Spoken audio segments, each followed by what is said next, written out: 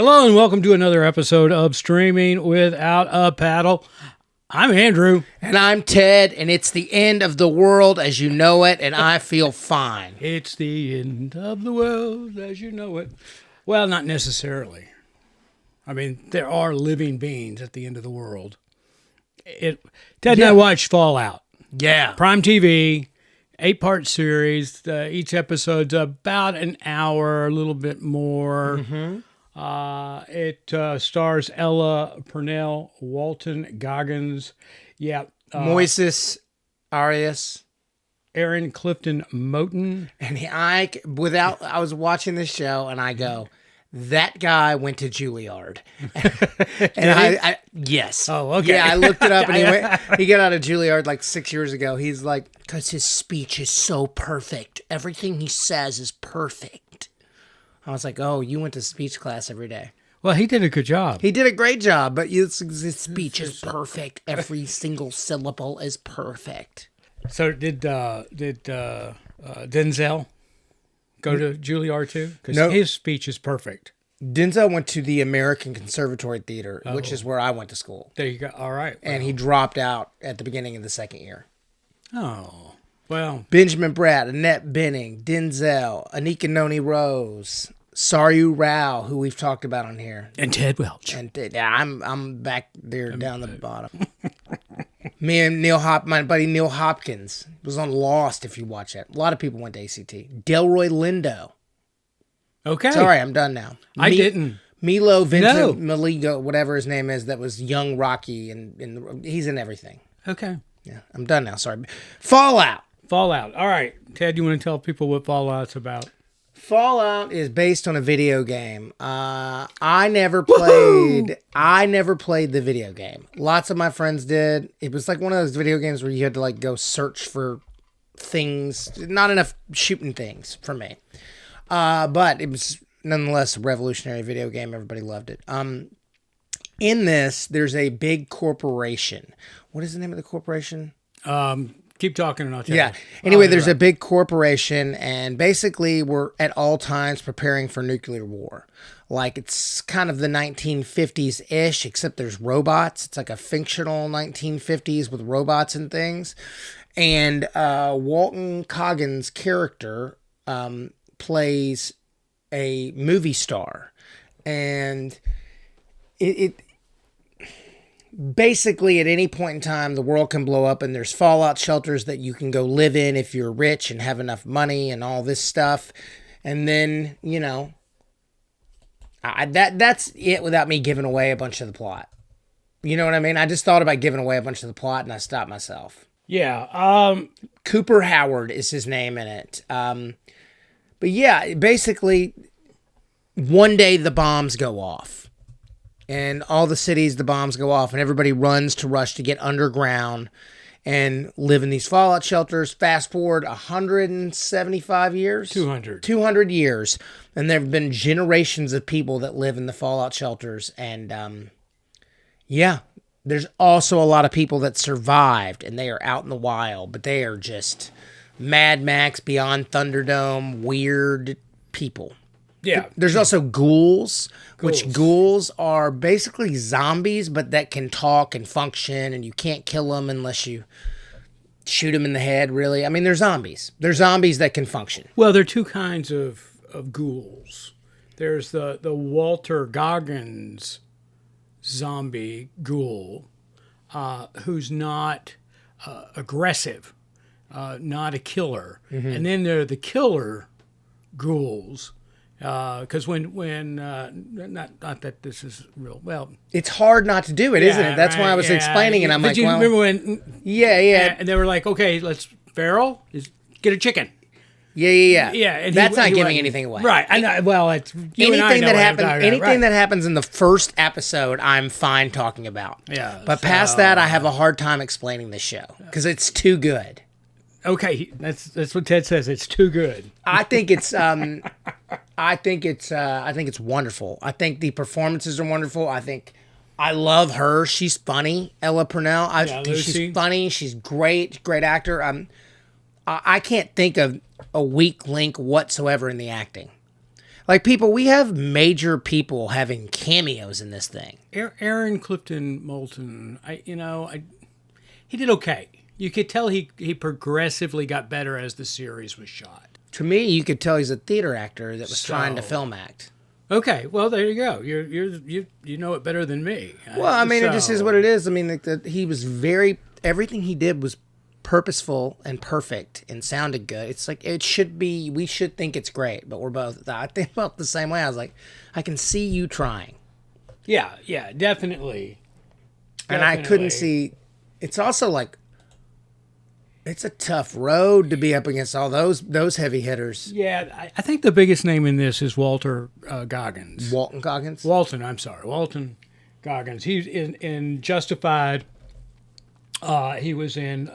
He got his first break in The Shield. Yeah, that show was great. That was an FX show, The Shield. But anyway, he's also in Righteous Gemstones, which is a show I love. He plays Billy Bonkers, Bible, whatever. Yeah, but anyway, misbehaving. Yeah, he's funny. He can sing. I saw an interview with him where he's like, I can't sing. I was nervous, but he's like, I can talk in tune. I was like, yeah, that's pretty funny. Also, Vice Principals. I've almost never laughed as hard as I did at him in Vice Principals. Yeah, he is as another Southern actor, from this area. I look up to that dude. I think he's great. I think he's a cool guy. I think he picks really cool stuff. He's always interesting. He's just good. He's good. He's from Birmingham, Alabama. Yeah. Boy, he is a Southerner. He's great in this show. If he doesn't win awards for playing the movie star Into the Ghoul, I don't... Because the Ghoul is cool. He does a great job, and the CGI on that on his character is awesome. I think that's makeup. No, I think it's CGI. I think they went Breaking Bad. You remember when Gus got blown up at the nursing home, and they did that CGI on him? I think that's the same process, because I would always look at the profile whenever he was on there, and you can't see anything raised. So I'm thinking he's wearing a nose cap. He is doing that, but all that other stuff that makes him look rubbery. The nose is the only thing. I saw an interview with him. Yeah. No, I'm talking about the nose CGI. Yeah, that was look great. I mean, that really got me. But anyway, this is the fourth dystopian end of the world show that Ted and I have watched. The Last of Us, I think, was the first one, or no, Silo was the first one, then The Last of Us, and then Twisted Metal, and now this one. Can I rank those? Yeah, that's where I'm going. Okay, go ahead. Sorry. No, I was going to ask you. Go ahead. Put those four in order, and if you want a pen. Oh, do you want to? No, you can. Oh, okay. You don't need, kind of map it out and give your thoughts or whatever. But I think The Last of Us is the best of all these shows. But it's so heavy. I mean, there's not a moment where you're not tense or sad. Right. It's extremely well done, but it's also, the game is extremely heavy. Right. It is heavy. Now, Twisted Metal was also a game. Yes. Yeah. So that we've added the four dystopian based shows that we've watched. Only Silo isn't based on a game, and I would rank Silo last. Okay, I would rank. Go ahead. 1, 2, 3, 4. Go ahead. 1, Last of Us. Last of Us. 2, Fallout. 3, Twisted Metal. 4, Silo. I think we're in agreement with number 1. Number 1 is Last of Us. There's no question. My number 2 is Silo. Oh! Is Silo. I thought it was slow. And my number 3, and I'm doing the drum roll because if I say 3, it's going to give 4 away. Twisted Metal. No. And Fallout is my least favorite of the Well, we're going to have 4. drastically different scores when we pull this out then. Yeah, right. Yeah, we are. I mean, they're going to be bad. We are. I get it. I try to look at things objectively. I'm not a fan of this genre. You know, I enjoyed The Last of Us for the very reasons you pointed out. It kept you on your toes the entire time, the intensity of it. You know, you needed to take a breath when it was over. And most importantly, had you not ever played the game or even known about the game, the series worked as a standalone. Yes. Period. Yeah. All right. Silo wasn't based off a game, but for me, it was enjoyable. Now, there are a lot of paralleling storylines in Silo and this movie, Fallout. So similar in nature. I just think the way that Silo was shot was better than this. Now, I'll say that Walton Goggins is my second favorite actor. Pedro Pascal. If I'm ranking acting, then Fallout's number 2 from an acting standpoint. Well, I mean, overall, right. I mean, Pedro Pascal and that little girl, yeah, they're real good. Yeah, so... And also, that's like a festival of whisper acting. Like, everything is so intense, it's just like, you're just cargo. That's it. I mean, the cameras are so close. This is different. These are like a lot of 2 shots. They're being funny. This Last of Us has tremendous production value. They spent a lot of money on production. I mean, the scenery, the direction, everything was just top notch in that. Anyway, and then Twisted Metal, that was fun. It's fun. It's not good. It's fun. I mean, I thought it was, it had an appeal to somebody who's not interested in that genre. Yeah, I think that's because it leaned on the comedic stuff. So, and that's probably why you were more like, oh, this is goofy and fun and like. And Silo, that's what made Silo so much better for me, along with The Last of Us. It wasn't nearly as sci-fi. It was potentially realistic. You know, Twisted Metal and Fallout, they both kind of heavy on the sci-fi part, which made them unrealistic to me. I mean, I could be wrong, and I hope I never find out that they're actually ghouls and zombies or zombie ghouls or whatever when we get to that point of nuclear, Well, I'll tell you the unbelievable part. The unbelievable part about this and why they have to set it in like fictional 1955. Is that what we're saying? Yeah, there's something. Yeah. Yeah, 1955 that has the Jetsons mixed in there. Right. I think the thing is, at no point would everyone be able to set off all their nukes at once and nuke everywhere. I don't know. I mean, you could set up a panel there that had a fire mechanism on it, like fireworks do, or the kid in the elevator at the high rise, just going down hitting every floor. Yeah. Yeah. I mean, you could maybe. Was that you? No. You didn't do that? No. I hate elevators. I'm trying to get out. Oh. I don't like being enclosed. I think one time when I was young, we got off and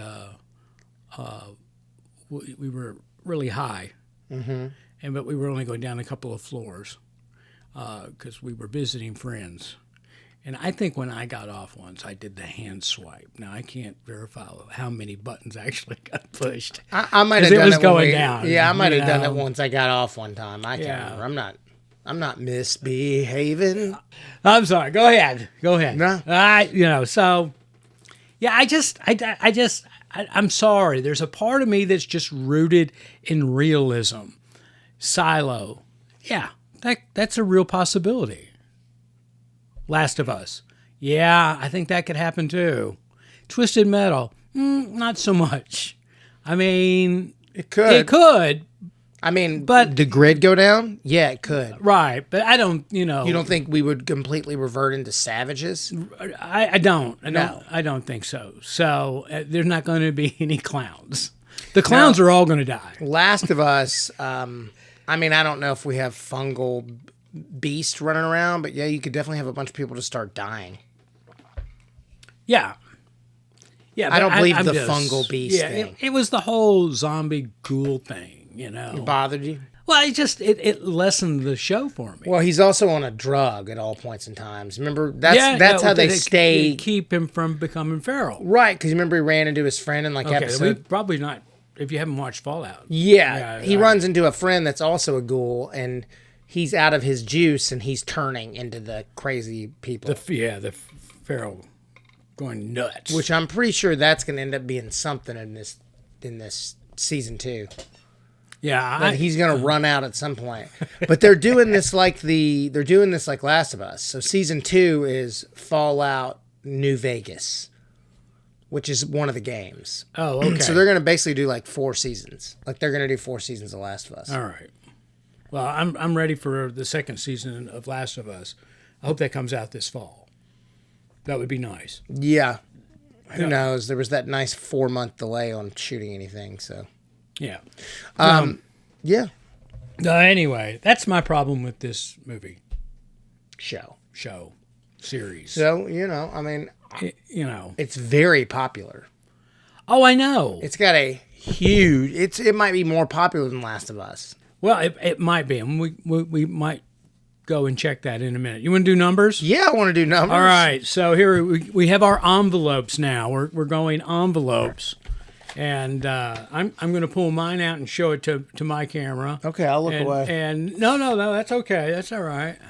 And you pull yours out, and I mean, this is so far from. There you go. Now I'm switching over to you. I got a question mark. We did this sci-fi. We broke it down into 2 categories: sci-fi as a sci-fi movie, and as a general movie. Ted, you went with a 94 as a sci-fi, and as a general movie, a 90. I went with a question mark on sci-fi because I just don't know sci-fi, so I'm not going to put myself out there. I'm not. You know it. If you say it's a 94, Ted, I'm going to trust you. Okay. In the genre of sci-fi, you've seen Aliens. A 94. It was a long time ago. Okay. I also saw Spaceman. It's not a sci-fi. Yeah, it is. A boring one. And in the general score, I gave it a 73. I don't want to miss out. If you're like me and you don't dig sci-fi, I just don't know how this is exciting. I'm watching the Bon Jovi doc for you. No, we're not going to review that. But you just were telling me about it, so we can talk about it. We're gonna review that Frosted thing. You want to. That's right up your Unfrosted. Yeah, that's so up with your Seinfeld? alley. Yeah, I know you saw that, and we're like, ooh. I want to see that Anne Hathaway movie, romantic comedy. Oh, I love Anne Hathaway. So, when she won that Oscar, she should have been a lot more like, oh my God, not so much like, I'd like to thank, and then people would like her more. But as is, people don't like her that much. Yeah, here's something. If you ever win the biggest award in your field and you haven't won it before, go up there and be overwhelmed with emotion. So let's do this. All right. Well, you're kind of on par here. Last of Us on Rotten Tomatoes is a 96, right? Yeah. Okay, and I said it might be. Yeah, no, I said you're on par here, and IMDb an 8.7, and Rotten Tomatoes for Fallout is a 93. And 8.5 on IMDb, which anything over a 7 on IMDb is pretty good. Yeah. But, I looked at the scores. It has no bearing on my score whatsoever, obviously. And I came to the conclusion that people that participate in Rotten Tomatoes, because we've watched some good movies. Mm-hmm. Emancipation, I think, got like a 43 on Rotten Tomatoes. But other than the Will Ferrell or the Will Smith issues going on at the time we watched it, the slap heard around the world. Yeah. It got like a 43 rating, but it was a really good movie. Emancipation on Apple TV. But so anyway, I'm sitting here looking at these Rotten Tomato. Okay, I know what generation or genre fan participates in Rotten Tomato. Yeah, people in their 20s. Sci-fi, yeah. So we grew up on that stuff. When, like my generation grew up on all the Demolition Man and stuff like that, video games, we would have killed to see any video game made when we were kids. Yeah. Resident Evil, the first time it was, I mean, and it's not even good. They made like 8 of them. Yeah. So the average audience score on this was 90% for Fallout and 93 on the tomato meter. Is that the critics? Yeah. Tomato meter is a critic? I think that it's certified fresh. I think that that's dead on. I think that Those are your numbers. Yeah, Last of Us. I don't know how you can say. Yeah, that is my number. Last of Us is a better. It's not that it's better; it's that it's different. It's more based in a super realistic world. it had it had a way more production value. Last of Us. Yeah, I mean it was cleaner. The sets were really done nice. The CGI on that was incredible, and they had more money behind it. I think you can just look at it and see. Right, but I think the difference is you can look at this had a bunch of money behind it. They both did in different ways. This is like a stylized 50s movie for the half of it. Yeah. So I don't know. They're both good in different ways. But if I had to pick, all day Last of Us. Yeah. Oh, yeah. No question there. No question there. All right. So I do have a question in the difference of who is doing a better job, Pedro Pascal or, I got to go Walton Goggins. They're both great. I'm going Walton Goggins all day long. I'm going to toss up. I'm not going either way. I think they play roles differently, and you get that from them. I don't think you could cast either one of them in Walter Goggins could not have played in Last of Us, and Pedro Pascal couldn't have done Fallout. They're different characters. So Walter Goggins played that character perfectly, just like Pedro Pascal plays his character perfectly in Last of Us. I think I'm skewed on Pedro Pascal, and he's great, but I think I'm skewed because I played all the games and heard the same guy do this thing the whole time. Right. Well, look at him in different works. Yeah. No, he's a great actor. Yeah. He's a great actor. That movie that he was in where he was obsessed with Nick Cage was just hilarious. Yeah. It was hilarious. But I can't watch Last of Us without hearing that guy's voice, which is strange. Well, but obviously I can't relate to that. Yeah. So I don't know. So anyway, just looking at Rotten Tomatoes, Silo got an 88 on Rotten Tomatoes. So, and then we'll see, in Twisted Metal, 67 on Rotten Tomatoes. That's all about right. I just enjoyed Twisted Metal more than Silo. And Silo's a book. It's a group of books. Okay, I didn't know. Yeah, it's a group of books. So they're coming out that Silo season 2. Yeah. Oh, I know. I can't wait. My friend Shane's on it, so I'll watch it. Yeah, it's got Rebecca Ferguson in it. Mm-hmm. So from Mission Impossible. All right. Well, there we go. Ted is high on this show. So if you're a sci-fi lover and you like that kind of thing, then definitely watch it. But if you're of my generation and you're not a big sci-fi guy or gal, I didn't see a lot of point in it.